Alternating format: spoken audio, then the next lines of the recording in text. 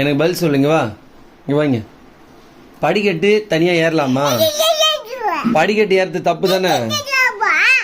தனியா ஏறிய கீழே விழ மாட்டியா? என் கூட கூட கூட பேசாத. இன்னொரு வாட்டி படிக்கட்டு ஏற மாட்டேன் சொல்லு. நீ ஏன் ஏறின? ஏன் படிக்கட்டு தனியா ஏறுற? உன்னால மேல ஏற முடியுமா?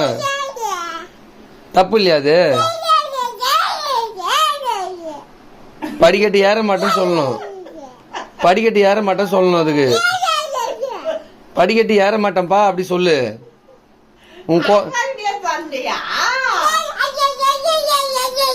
கோவத்தெல்லாம் வேற யாருக்கிட்டயாவது காட்டு, என்கிட்ட காட்டாத. சரியா?